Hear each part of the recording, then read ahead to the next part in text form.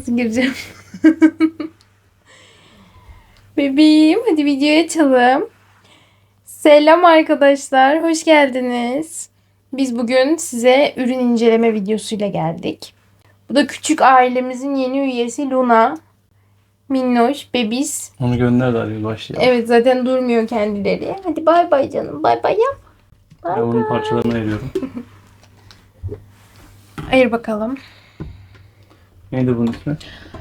Bu Philips Power ismini tam hatırlamıyorum. Baksak olmuyor mu yandan? Fiyatına falan da bakacağız zaten. Bak. Aa, fiyat artmış.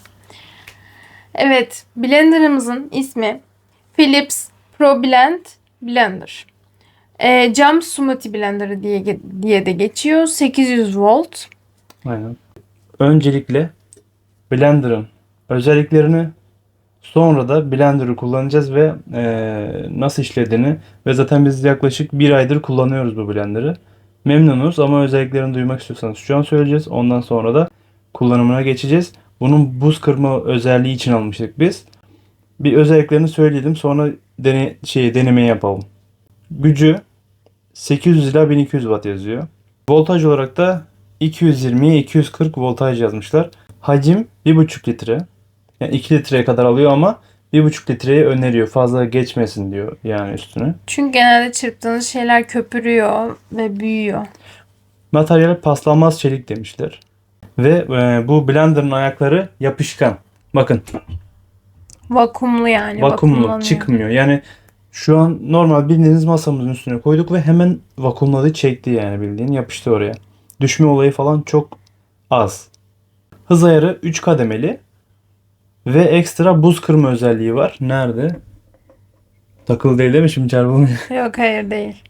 Şu tarafa çevirdiğimizde otomatik ayarlanıyor. Bırakınca kendi geri gidiyor. Aynen. Yani şuna basıyorsunuz, buzları kırıyor. İstediğiniz saniye bırakıyorsunuz. Ve 1, 2, 3 şekilde de hız ayarı var. Ki birde bile gayet iyi parçalıyor. Hı? Birinci ayarda bile gayet iyi parçalıyor. Yani yetiyor bile. Linki bırakırız herhalde aşağıya. Aşağıya açıklamalara. Biz ne kadar almışız? Fiyatı ne Biz kadar? kaça aldık? Şu an anlık olarak fiyatı 3500 olmuş. Biz kaça almışız? Biz 2800 liraya almışız. Ne kadar fark olmuş aradan arada. Bir de biz ekstra sigorta da almıştık yanında, öyle hatırlıyorum. Ona rağmen yani 2500 liraya almıştık. Şu an 3000 küsür olmuş. İşte anlayın aradaki, zaten detaya girmeye gerek yok. Evet. Anlıyorsunuz zaten siz durumu. Şimdi bunu bir şöyle göstereyim. Bunu tutup taktınız. Çeviriyorsunuz ve kilitleniyor. Bu çıkmıyor, düşmüyor şu anda. O şekilde çalışıyor. Bunun tepesindeki bu kapak çıkıyor ve takılabiliyor. Yani buradan bir şeyler atabiliyorsunuz içine. Bu kapatılıyor ve bu şekil kapatıyorsunuz. Ondan sonra çalıştırıyorsunuz. Dediğim gibi buz kırma özelliği var. Ya istediğiniz her şeyi bunda yapabilirsiniz yani. Hiç kafanız ağrımaz. Bayağıdır kullanıyoruz ve gerçekten memnunuz yani. Evet. Gerçekten. Su da getir. Koy o tarafa. Gel. Şimdi denemek için buz getirdik. Şöyle buzlar var. Bunları önce bir içine dökelim.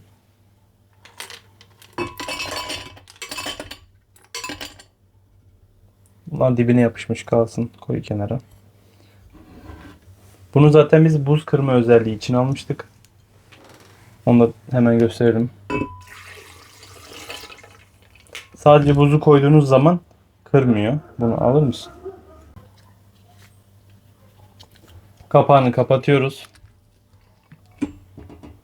Buzu koyduk, suyumuzu koyduk. Sabahtır köpek havladığı için konuşamadım. Bu tarafta 3 modu var. Onlar normal, ne deniyor ona? Normal kesme modu. Bu tarafta buz kırma modu. Şimdi onu çalıştıracağım ben. Çok ses olacak. Biz bir susalım.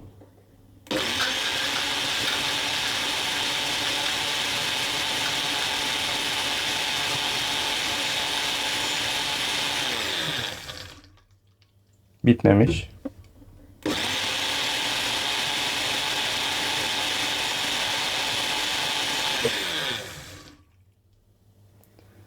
Yaklaşık kaç saniye oldu? 10 saniye falan olmuş veya olmamıştır. Buzların hepsini kırdı. Evet.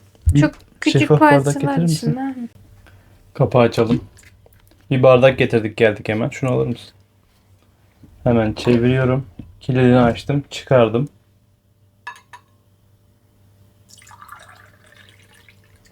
Tek bir buz tanesi bile kalmamış.